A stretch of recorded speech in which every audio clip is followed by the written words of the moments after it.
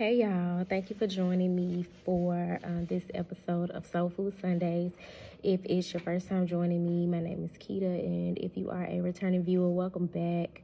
I am kind of in a hurry because I'm on a planning period, which means I got a class coming in a few minutes, but I wanted to share with y'all my notes and downloads for this month's episode of Soul Food Sundays, describing the energy, and I'm really just being led to encourage you to really own your soul intelligence, own that you are living, breathing, lost books, and that you are masterminds, you are master manifestors, you are medicine. So we're gonna get into it.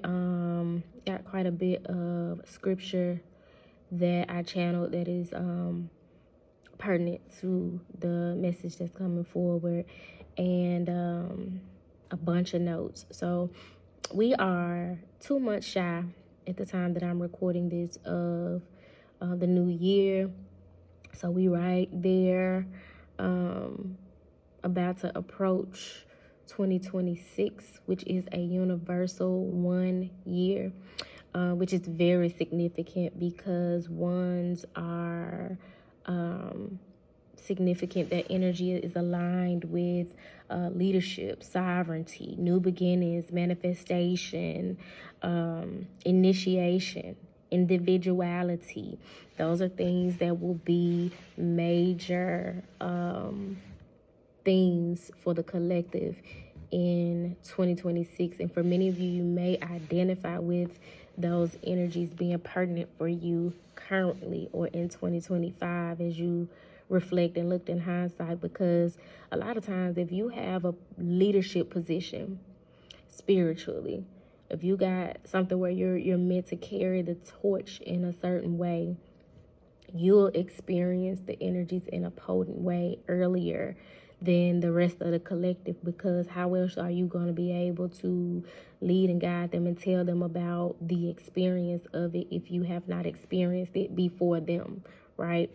So keep those key energies in mind as you are reflecting on 2025, and also as you are moving into 2026, being intentional about what manifests this year or in the upcoming year, calendar year. But know that we're meant to co-create and not just adapt to whatever situation that we're in, whatever society throws at us, whatever we're born into. We're meant to co-create the life that we signed up for via our sacred contract before reincarnating into this 3D reality, and not just take whatever's given to us, not just take a government shutdown and accept that as our life and just, okay, here we go, no more food stamps. You know what I'm saying? Like, no, I don't really be keeping up with a lot of the ins and outs of government activity for the sake of keeping my nervous system healthy and balanced, and my mental health healthy and balanced. But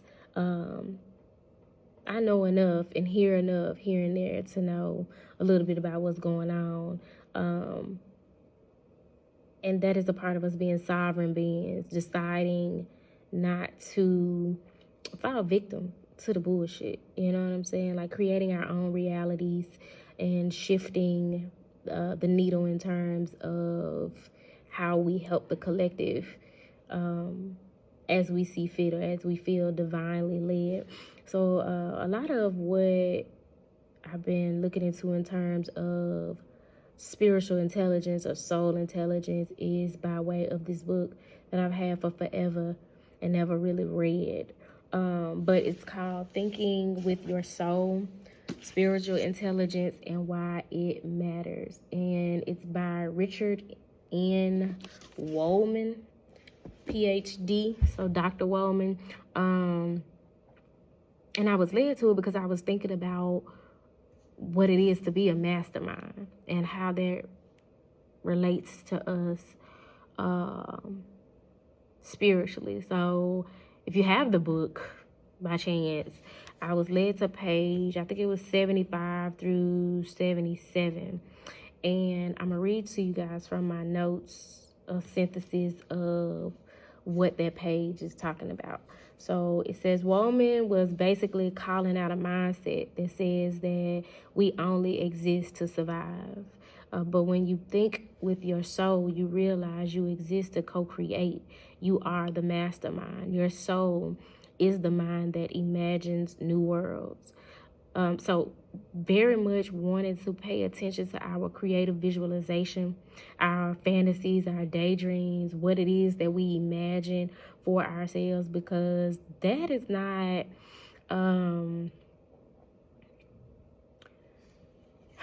mindful of saying this irresponsibly. It's not child's play, and by that I mean it's not small. You know what I'm saying? It's not something insignificant, but it's child's play in the way of that is where you return to that innocence of being a child, and you imagine a new world for yourself. You imagine a new idea. You imagine a new relationship. You imagine a new family dynamic. You imagine a new career for yourself. You imagine a new invention of some sort. Like, that is when you are embodying that Christ-like, God-like energy, and you need to take it seriously. That is what I mean by it's not child's play. So it's very innocent like a child, and it's definitely something we need to tap into, but it's not to be taken for granted or overlooked in any way, because it's actually giving you the vision for what it is that you can manifest, that you are to manifest. So we want to keep our imagination in mind as we are learning to be masterminds, as we are mastering our mind. Where did I leave off?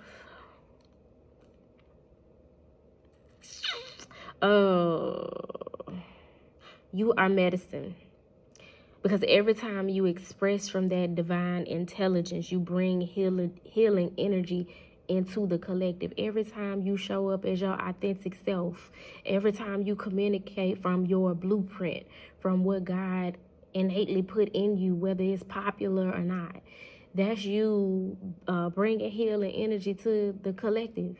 Ain't shit wrong with you. You know what I'm saying? It may not resonate with everybody. It may not land well with everybody. But guess what? It's not meant to. You're not meant to be everybody's cup of tea. You know what I'm saying? You're not meant to be everybody's shot of Hennessy.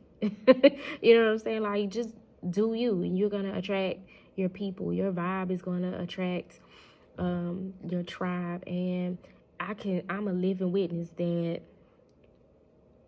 you're going to disturb some people's peace, and you ain't even gotta been done did shit or said shit, or maybe you wouldn't. It's like a situation where you ain't said shit to them, but they witness how you interact with other people. Some people just don't like the fact that you walk in the room with a fucking smile on your face, or they could just see the light on you. You know what I'm saying? Like, and that's okay. You ain't supposed to. It's nothing for you to do about it. I had a lady yesterday.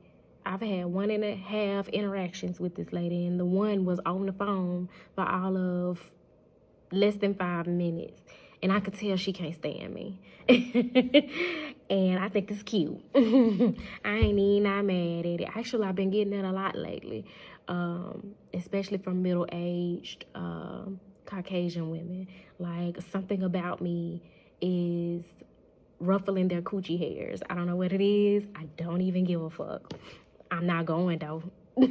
They can't fuck with a picture of me, though. You know what I'm saying? But it don't bother me. I'm not threatened. And I'm not about to change shit about me. I ain't done nothing to y'all.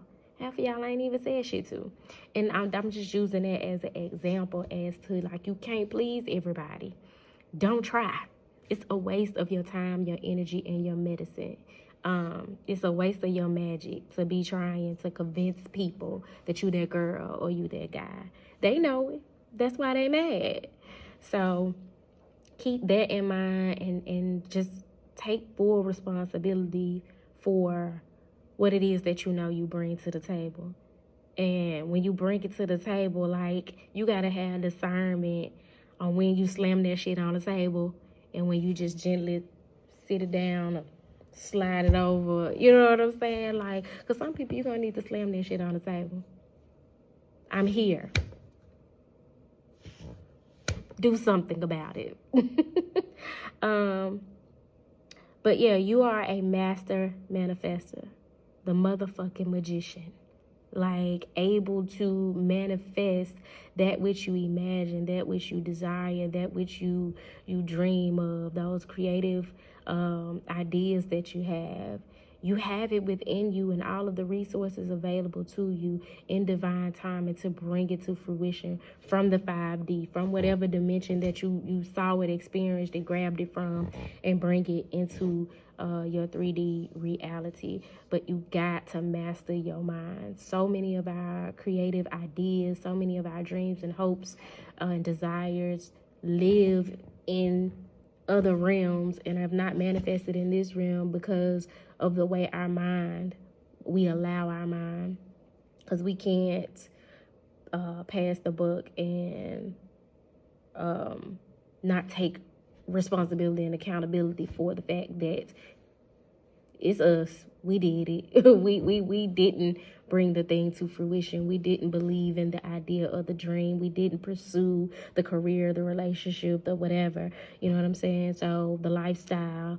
But we take authority for it, accountability for it, and that is what helps us to bring it into fruition when we are able to manage our mind, those thoughts, those fears, the self-sabotage, the way we have negative self-talk that talks us out of it. Like, we learn to overcome that, to move past it, to call a thing and be like, yeah, okay.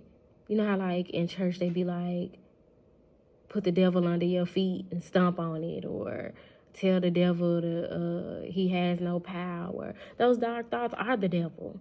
There's not a man with red horns and a tail and a fiery pit waiting on you to arrive. Like, you are already there when you let that shit dictate your life. You're already living in hell. But it says the same creative spark that made Beethoven compose and Michelangelo paint and Dr. Maya Angelou writes and Jordan fly. That same creative spark that was in them is in you. But it's a matter of having the courage and having the sovereignty and the divine authority to own your shit. Like, humble yourself enough to acknowledge where you don't know some shit, and have enough confidence to stand on business when you do know some shit and get it done. Imagine if Jordan never had the confidence to get in the game, to get in the paint. Wouldn't be no Air Jordan. Wouldn't be no Beethoven. He wouldn't have the courage to put the brush in the paint and onto the canvas. So we need to be mindful of that as we're moving into this universal 1 year, because it's all about new beginnings. And for a lot of us, we cannot take this old baggage and this old shit and our old mind state into this new year. We're being given a blank canvas. And for some of us, we've been given that blank canvas right now with a multitude of paint, unlimited access to paint in any color you want. We're being given a journal with a pen that has an unlimited source of ink to rewrite our narrative, to write a new chapter in our book of life. And so my calling is to come down here to these internet streets and encourage y'all to do the work to master your mind, to do the work to be aware of and own your medicine, and to live a life that's in alignment with your divine assignment. No more reacting and surviving and taking whatever you given and struggling through it. It's time to start designing our lives. And I'm speaking for me too, because God has dropped a lot of major shit into my awareness of what it is I'm meant to do in this lifetime and roles that I'm meant to fulfill. It is a lot. The thought of it is overwhelming, but it's also exciting because I know my medicine. I know I'm a mastermind. I know once I get over the fear and tell my fear to sit the fuck down and don't get up until I say so, when I take authority of the dark corners of my mind and shine light on it, my shadows, man, I can get shit done. I can bring shit to fruition. I can do hard things. And so can you all, Let's see. What's the rest of my notes? Okay. So yeah, your thoughts create your reality. And that is why it is so crucial that we master our mind. So those ideas and those desires and the things that we are being led to do can make it out of the group chat. You know how people plan a trip and they say sometimes the trip don't make it out the group chat? That's this next leg of your journey. We doing the work to make sure that all the good shit make it out the group chat. So the Bible says, be ye transformed by the renewing of your mind. And that is Romans 12:2. Because like I said, you need to be humble enough to admit where your mind may be playing tricks on you. When it comes to renewing your mind, that's accepting that, okay, something here ain't what it should be. So it needs to be renewed. That's accepting that. That's acknowledging that something got to give. Some need to be changed. There's a renewal that needs to take place. You got to own and accept it. And then from there, you can do the work to do the renewing. So definitely requires some humility. Many of y'all may hear your mind's playing tricks on you or my mind's playing tricks on me by Ghetto Boys a lot today, because the time that I'm recording this is Halloween, and they play that song a lot on Halloween. So that may be a sign of synchronicity that you experience to remind you to admit where your mind is playing tricks on you, where your mind is trying to trick you out of your spot. Sometimes your mind is your biggest hater, your biggest critic, it's imposter syndrome. They call it imposter syndrome for a reason, because the imposter tries to come in and steal your destiny. So that humility is important, but also your confidence. Stand on business about the fact that you're brilliant. Stand on business about the fact that you're a fucking genius. And the reason why you got to stand on business about it is because there's some people who ain't gonna fucking like it. Fuck them. Capital F-U-C-K them. Because that's what it requires to be a mastermind. The work that you do to renew your mind, that is mental hygiene. You have to train your mind to serve your soul's mission. And not your fears. Because for many of us, our mind has been serving our fears. We've been operating out of fear. And we are now being called to take an assessment of where that has led us. What did that get you? So yeah, do the work to master your inner conversation. And know that you are medicine. You are not a mistake. You are how you are and who you are by God's divine intelligence that created you in God's image. The fuck? How the fuck you gonna be created in God's image and be a mistake? How that work? But you need to be very aware of the kind of change agent and healing energy that you bring to the table. Know your ashe. Your ashe, according to, that's a concept according to Yoruba cosmology, Yoruba being the culture in West Africa, I think primarily Nigeria, But it's your divine power to make shit happen. And many of us know that we have strong ass Ashe. We're afraid of our own Ashe. But you're needing to get better acquainted with your Ashe, and be protective of your Ashe. Your Ashe is your life force energy. That's that power, that divine power that flows within you and gets shit done. Your creative command, your divine authority within. The way you speak, the way you act, the way you create, the way you walk in a room, and ultimately the way you heal is your Ashe. And you want to be intentional about how you use it, who you use it with. Get acquainted with your medicine and own your shit. Call it for what it is. Stop trying to act humble so as to not offend another motherfucker because they ain't acquainted with their Ashe. Fuck that. I'm not walking into a room denying to nobody that I'm a dynamic reader. I'm a dynamic sound healer. I'm a dynamic friend. I'm a dynamic sister. Like, it is what it is. Those are my gifts. I'm a good listener. I got the gift of gab. I can talk. I'm going to pop my shit. I'm talented and able to do a lot of things. And what I look like, dumbing that shit down to make another motherfucker comfortable. That ain't my calling, G. Call it arrogant, call it whatever you want. Like, I'm just the right amount of humble and just the right amount of pop my shit. And it took a long time and a lot of work to get here. So knowing my medicine, I'm mindful who get it. I'm mindful like a physician who I prescribe this medicine to and how much of it I prescribe and exactly what kind of my medicine, because it's multifaceted that I'm giving. Sometimes my medicine is bitter. Sometimes it's sweet like honey, like Oshun. Sometimes it's a hard pill to swallow. Sometimes it's soothing. Are you giving medicine that's drowsy or non-drowsy? Sexual, physical, intellectual, ancestral?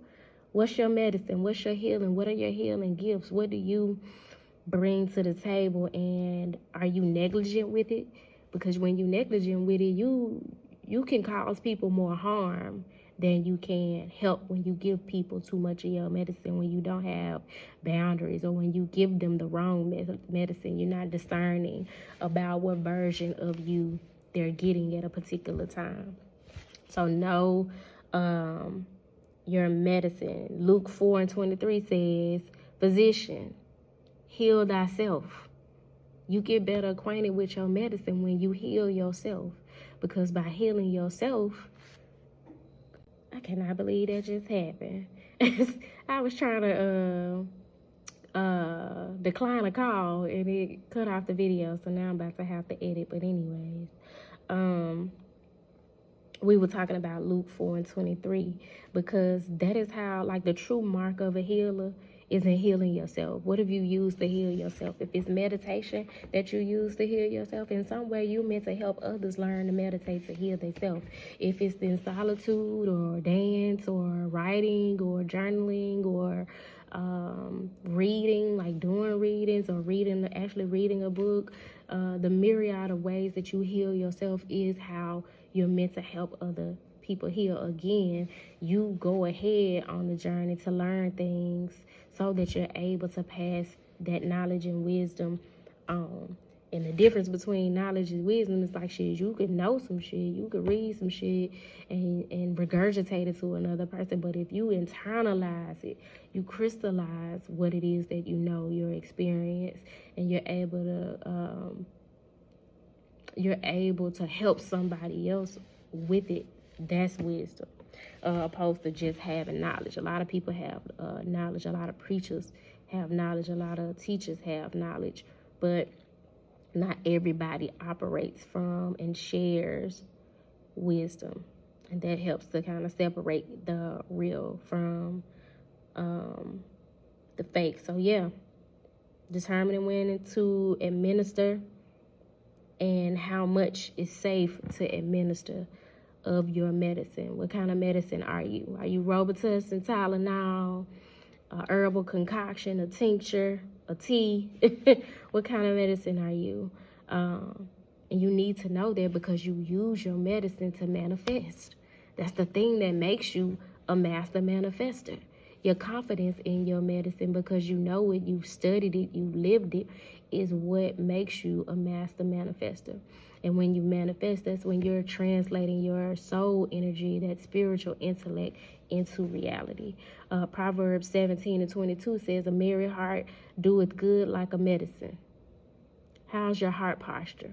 How's your heart health? Because when your heart is in a good space, a healthy space, a balanced space, open, receptive to love, you show up as good, potent medicine. It feels good to you, and then you become feel good energy to others. So that's very much significant to like that Ace of Cups, cup runneth over type of energy, that Holy Grail concept, that you are the Holy Grail. You are the cup that runneth over. We, like the Gospel of Mary Magdalene, like the Gospel of Philip, like the book of Enoch, are the lost books. We are that walking, talking, breathing, sacred text that has been intentionally ousted, made to not fit in, so to speak, because we've been deemed unsuitable for the orthodox agenda, for the capitalistic agenda. So like those books that were not included in the Bible, we are very much that same energy. Everything is energy, and that's okay. For many of us, the journey is learning that that's quite all right. That's actually a very good sign that they not like us and we not like them. I did a reading, and I think the title was "They Not Like Us" because I was channeling some messages from Kendrick Lamar's song. But yeah, we're the type of people who believe that our divinity is within. Our Ashe is our divine power. And there's a scripture from the Gospel of Mary Magdalene that speaks to that profoundly. So in Mary Magdalene 4:26-27 and 5:1-8, she says, every nature, every modeled form, every creature exists in wind and with each other. They will dissolve again into their own root, for the nature of matter is dissolved into what belongs to its nature. You're going to always find your tribe. You're going to always find your people, especially when you begin to see the oneness in it all. You're just going to merge with what it is that is a part of your divine nature. He who has ears to hear, let him hear. The Son of Man is within you. The S-U-N of man is within you. The light source of man is within you. It's nothing outside of you that you need to depend on, be it somebody's external validation, opinion, okay, any little trinket they try to give you. None of that shit. None of it is something that you need to be dependent on. Those who seek him will find him. Not everybody wants your medicine. Those who have ears, let them hear. Not everybody has the ears to hear your message. Not everybody has the capacity to receive your medicine. It's fine. Move on. Move the fuck on. So I hope the message found y'all well, that you stand on business when it comes to who you are and whose you are and what you bring to the table, so that it better serves you in this next chapter of your journey. Know that your divinity is not external. It's very much internal. It's very much you embodying Christ consciousness. Let me make sure I ain't leaving nothing out. Nope, that's it. I am, after I finish this, going to post on my Etsy store the New Year reading that I'm going to be offering. It's a particular, I think it's a 4-card spread. So I'm going to share that on the community board and where you can book it, and also on Instagram. Excuse me. So if you're interested in that, be on the lookout for that so that you can get the insight that you need moving forward into this universal 1 year that is going to be dynamic. And if you would like any other kind of reading, you can book on my Etsy store as well, or you can hit me up at turquoisemajesty@gmail.com. I got a few vendor events coming up. I want to do something for the 11/11 portal, like a sound bath or something, but I don't know, that's going to be kind of last minute. I am having a chakra talk class on Wednesday, November 5th. We're going to be focused on the solar plexus, and that's going to be at Memphis Rocks from 6 to 7 p.m. So if you're in Memphis or the surrounding areas, you're more than welcome to come out and join us. I think that's everything in terms of announcements. If the message resonated with you in any way, feel free to get down in the comment section below and share your thoughts about the message that came forth. But until next time, y'all, peace.